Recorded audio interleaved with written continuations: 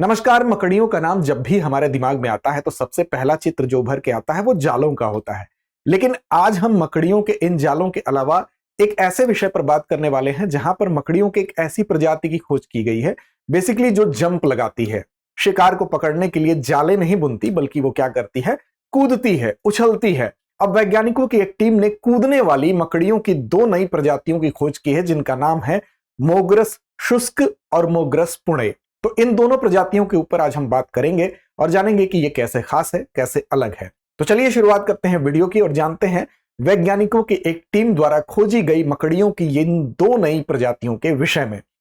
शुरुआत करते हैं और सबसे पहले चित्र में भी आपको इन दोनों के चित्र भी दिखाई दे रहे होंगे और विस्तार से आगे बात करेंगे। सबसे पहले हम जिस मकड़ी का नाम लेंगे वो है मोग्रस शुष्क। अब देखिए, इन दोनों ही अगर हम प्रजाति की बात करेंगे, यानी कि मोग्रस शुष्क की पहले बात करेंगे, उसके बाद मोग्रस पुणे की बात करेंगे। बेसिकली मोग्रस शुष्क जो नाम ही है, ये एक शुष्क क्षेत्र में पाई गई है, इसलिए इसका नामकरण ही इसके आधार पर किया गया है। और दूसरा जो है पुणे नाम आप देख रहे हैं, तो वो पुणे में पाई गई है, इसलिए उसका नामकरण इस तरह से किया गया है। सबसे पहले मकड़ियों की बात करें तो सवाल उठता है कि इनकी पारिस्थितिक भूमिका क्या होती है। तो देखिए, मकड़ियां सिर्फ हमारे लिए जाला बुनने के लिए ही काम नहीं आती हैं कि वो जाल बुन देती हैं जिससे कि हमारे घरों में दिक्कत आ जाती है, ऐसा नहीं है। मकड़ी एक उसकी पारिस्थितिक इंपॉर्टेंस भी है, क्योंकि प्राकृतिक कीट नियंत्रक के रूप में इनको जाना जाता है, यानी कि नेचुरल पेस्ट कंट्रोलर कहा जाता है इनको।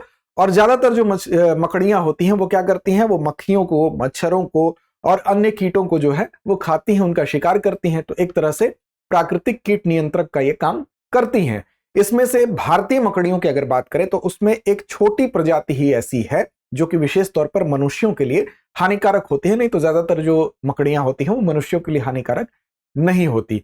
अब देखिए, यहां पर मोग्रस की बात की जा रही है, दोनों के नाम में मोग्रस लगा हुआ है।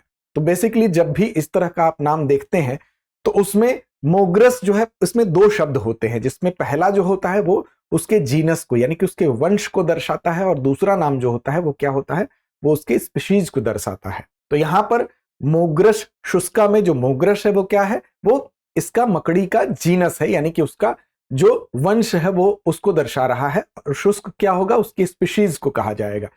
अब जीनस क्या होता है, तो जीवों का एक वैज्ञानिक ग्रुप होता है, एक वैज्ञानिक समूह होता है जिसमें कि कई स्पीशीज होती हैं जो कि आपस में बहुत करीब होती हैं। अब उसमें भी आगे क्लासिफिकेशन होगा उनके स्पीशीज के आधार पर।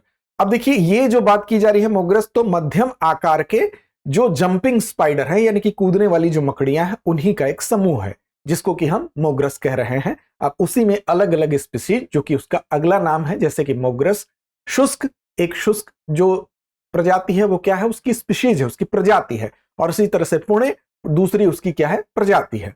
मोग्रस शुष्क की बात करें तो संस्कृत का शब्द है शुष्क, उसी से बना है, जिसका मतलब ही है कि सूखा। शुष्क का मतलब होता है सूखा।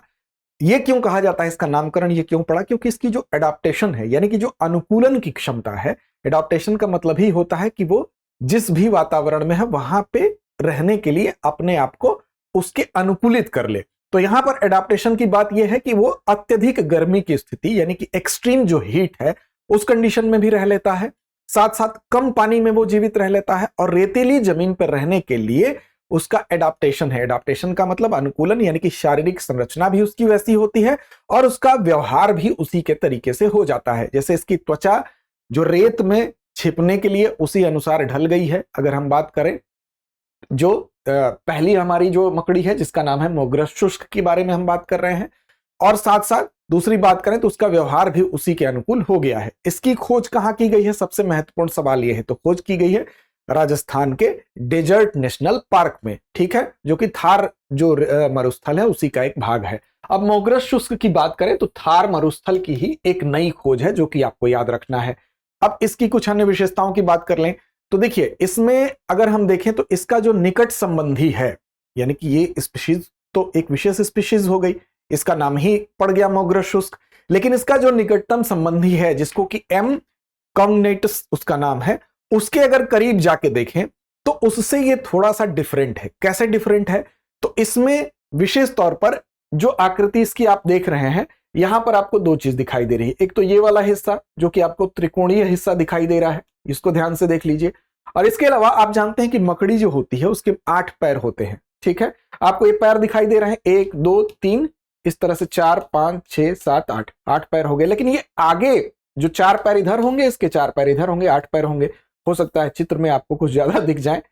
अब देखिए यहां पर जो है आगे दो ये छोटे छोटे आपको ये आकार और दिखाई दे रहे हैं, यानी कि इनकी जो दो आगे लटकी हुई आकृति है पैर की तुलना में छोटी है, वो बेसिकली इसका बड़ा इंपॉर्टेंट रोल होता है। और ये रोल क्या है, तो बेसिकली ये जो होता है इसी आकृति के माध्यम से यहां पर ये जो त्रिकोणीय आकार का उभार देख रहे हैं, इसमें होता है जो नर होगा उसके स्पर्म का यहां पर स्टोरेज होता है, यहीं पर निर्माण होगा, स्टोरेज होगा। और ये वाले जो हिस्से देख रहे हैं इसके माध्यम से नर क्या करता है, अपने स्पर्म को मादा के अंदर जो है ट्रांसफर करने का काम करता है। तो बेसिकली ये पार्ट बड़ा इंपॉर्टेंट होता है। तो इसमें जो आकृति देखी गई है यहां पर अगर आप देखें तो जो मेटिंग अपेंडेज है, मेटिंग अपेंडेज का मतलब इसका जो प्रजनन अंग है, ये वाला जो हिस्सा है, इसके माध्यम से यानी कि जिससे कि वो शुक्राणुओं को ट्रांसफर करने का काम करता है, ये दो आपको दिखाई दे रहे हैं। और इसमें जो ट्रायंगुलर शेप का जो बम्प है, यानी कि मेटिंग अपेंडेज के पीछे जो ये हिस्सा है, ये वाला जो आकृति है, ये जो उभार है ये ट्रायंगुलर है, जबकि इसका जो करीबी है उसमें ये आकार कैसा था, तो ये बल्ब के आकार का गोलाकार होता था। उसी कारण इसको एक अलग प्रजाति, एक अलग तरीके से पहचान, इस प्रजाति को पहचान इसके आधार पर ही मिल रही है कि ये वाला जो हिस्सा था, यानी कि जो हम कह सकते हैं कि जो ट्रायंगुलर शेप का जो बल्ब के आकार का जो गोलाकार आकृति थी इसके निकटतम करीबी में, उसकी तुलना में ये जो है इसका आकार क्या है, त्रिकोणाकार है। तो इसके आधार पर जो ये है अपने निकटतम उससे अलग होता है। और साथ साथ मादा की अगर बात करें तो मादा के निचले हिस्से में जो एक गहरा गड्ढा दिखाई देता है, इस तरह से ये इसमें आकृति दिखाई देती है। वहां पर क्या होती है, छोटी छोटी छोटी आपको आंतरिक नलिकाएं दिखाई देती हैं। बेसिकली वहां पर एग्स का निर्माण होता है, ठीक है। अर्धवृत्ताकार जो गड्ढा होता है वो मादा में भी पाया जाता है। तो ये बेसिकली मोग्रस शुष्क है, जो कि कहां पाया गया है, थार मरुस्थल में एक नई खोज की गई है। तो आपको मरुस्थल का नाम याद रखना है जिस जगह पर यह पाया गया है। अभी आपको बताया गया, कमेंट करके आप बता भी सकते हैं।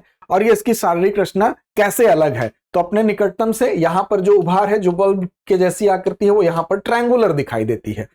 आगे अगर बात करेंगे तो दूसरा हम जो सबसे इंपॉर्टेंट चीज है वो है पुणे की नई खोज। दूसरी खोज कहां की गई है, पुणे में। इसमें अगर देखें तो मोग्रस पुणे में जो ये कहां पर पाया गया है, तो यहां पर महाराष्ट्र में ही, पुणे में आप जानते हैं कि महाराष्ट्र में ही पुणे है। और अल्फा लावल बायोडाइवर्सिटी जो पार्क है, अल्फा लावल बायोडाइवर्सिटी पार्क में ही इसको पाया गया है। तो मोग्रस शुष्क की बात हो रही थी, तो वो कहां पाया गया था, वो कमेंट करके बताइए। और ये कहां पाया गया, तो अल्फा लावल जो आपका पार्क है, बायोडाइवर्सिटी पार्क है, वहां पर इसकी खोज की गई है। अब इसका नाम किसके नामकरण पर हुआ है, तो पुणे शहर के नाम पर हुआ है। साथ साथ इसकी शारीरिक विशेषताओं में अगर आप देखें तो जिस उभार की हम बात कर रहे थे, जो कि मोग्रेस में ट्रायंगुलर था, यानी कि त्रिकोण जिसका आकार था जिस उभार का, अब इसमें अगर आप देखें तो वही उभार आपको दिखाई देगा हार्ट के आकार का, यानी कि हृदय के आकार का। इस तरह से इसको भी नर में जो आकार है, जो उभार है, जहां पर कि क्या होता है, स्पर्म का निर्माण होता है, स्टोरेज होता है, उस जगह पर उसका आकार क्या है, त्रिकोणीय की जगह इसमें क्या है, हार्ट के आकार का, हृदय आकार संरचना है। तो नर के प्रजनन अंग पर दिल के आकार का यानी हार्ट शेप्ड का उभार होता है। और साथ साथ मादा में देखेंगे तो झिल्लीदार गड्ढा पाया जाता है पिछले हिस्से में, जो कि यहां पर चित्र में आपको दिखाया गया है, जिसमें कि एक चौड़ा और झिल्लीदार जो है मेम्ब्रेनस पाया जाता है। मेम्ब्रेनस मतलब कि जो झिल्ली, पतली झिल्ली होती है, वहां पर एक पतला गड्ढा पाया जाता है। तो इसके आधार पर इन दो प्रजातियों को अलग अलग किया गया है। तो आपको याद रखना है कि बेसिकली जो मोग्रस शुष्क और मोग्रस पुणे, यानी कि देश के एक शुष्क क्षेत्र में पाए जाने के कारण नामकरण इसका मोग्रस शुष्क हुआ और डेजर्ट नेशनल पार्क में, और दूसरा मोग्रस पुणे यानी कि एक शहरी हरित क्षेत्र में पाए जाने वाले का नाम मोग्रस पुणे रखा गया है। अब इस तरह से इन दो नई प्रजातियों को, जो कि आमतौर पर अपने शिकार को पकड़ने के लिए क्या करती हैं, वो जाल नहीं बनाती हैं बल्कि जंप करके अपने शिकार को पकड़ती हैं। फुर्तीली होती हैं ये मकड़ियां। इस तरह से ये मकड़ियां जो जंपिंग स्पाइडर हैं, उनमें दो नई प्रजातियों के तौर पर दर्ज की गई हैं। तो ये आपको याद रखना है। चौड़ा मेम्ब्रेनस सेंटर डिप्रेशन वो दोनों का कैसे है मादाओं में, और साथ साथ कैसे जो नर के बेसिकली हम जो उभार वाले हिस्से थे जहां पर स्पर्म्स का निर्माण होता है, वो उनकी दोनों की डिजाइन कैसे कैसे अलग है, जिसके आधार पर इनका क्लासिफिकेशन स्पष्ट तौर पर अलग पारिस्थितिक तंत्र में रहने के कारण किया गया है। तो चलिए आगे बढ़ते हैं और बात करते हैं एक महत्वपूर्ण सूचना के बारे में भी। सूचना यह है कि अच्छा, इस चित्र में आप और स्पष्ट देख सकते हैं, यहां पर आपको शुष्क कि इमेज ये ऊपर वाला जो है ये मोग्रस शुष्क है और नीचे वाला आपका मोग्रस पुणे है। तो इस चित्र में और स्पष्ट तरीके से इनको आप, चलिए अब चलते हैं अभ्यास प्रश्न की तरफ। मोग्रस शुष्क कहां खोजी गई है? हिमालय में, डेजर्ट नेशनल पार्क में, सुंदरवन में या पश्चिमी घाट में? तो इस प्रश्न का जवाब कमेंट बॉक्स में दीजिए। साथ साथ चैनल को सब्सक्राइब कर लीजिए जिससे कि सारी नोटिफिकेशंस हमारी आप तक पहुंचती रहें। साथ साथ आप हमसे जुड़ सकते हैं टेलीग्राम पर भी, दृष्टि आईएएस यूट्यूब नाम से वहां भी उपलब्ध है। तो लड़ते रहिए, अपने लक्ष्य की ओर बढ़ते रहिए।